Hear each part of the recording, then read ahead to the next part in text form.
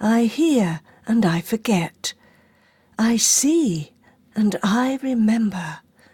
I write and I understand. Chinese proverb. Back in 1998, I did not have the strength to cook a meal without dropping my saucepans and sometimes my dinner on the kitchen floor, and I had very little function in the right side of my body.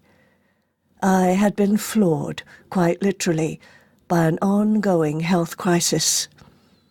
As a successful consultant advising Fortune 1000 companies, I had previously owned my own business, but I'd been forced to sell it due to my disability. I wasn't even able to write my name properly, as I'd lost the use of my right hand. A few years earlier, I'd regularly walked for miles just for fun and fitness. I'd been quite athletic as a young person, a good sprinter and basketball player. Now I could no longer walk down the street in a straight line. In the eyes of people who didn't know me, I looked exactly like the town drunk. Things couldn't get much worse for the girl who had once solved everyone else's problems. In a desperate bid to recover my health, I was following conventional medical advice and taking a cocktail of prescription drugs every day as I dutifully went from one specialist to another. But my condition was getting worse instead of better. It took a mammoth effort every day to coordinate my legs and walk from the bedroom to the bathroom. I felt diminished by my chronic illness. I needed a radical transformation, and it came when a friend introduced me to writing therapy, also known as therapeutic journaling or expressive writing.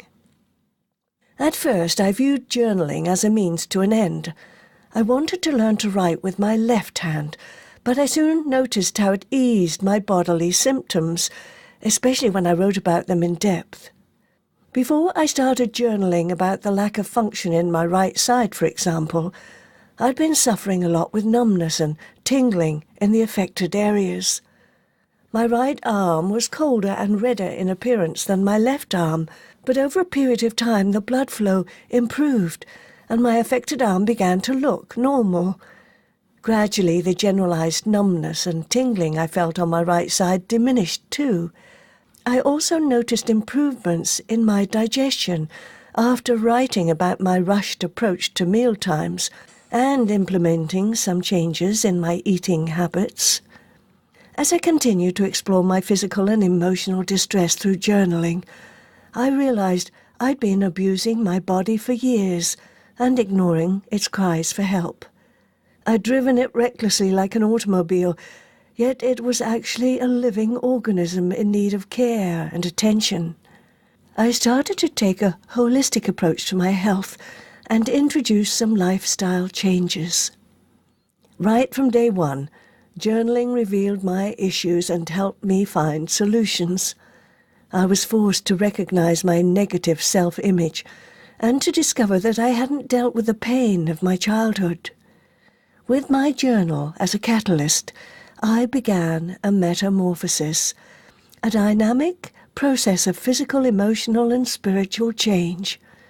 After a year or two of regular writing therapy, I found I didn't need the masses of prescription drugs I'd been taking, so I stopped buying insurance and saved myself thousands of dollars a year.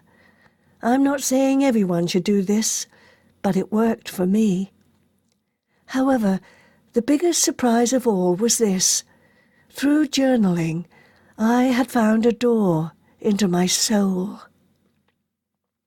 I began to discover who the real Mary L. McCarthy was, an individual with unfulfilled dreams that had somehow been forgotten and buried, a person with innate talents that had not been recognized or developed.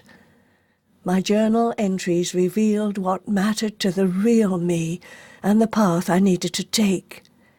As I got in touch with my deepest thoughts, feelings, and desires, I began to change my whole way of life. I learned to think with my heart and not just my head.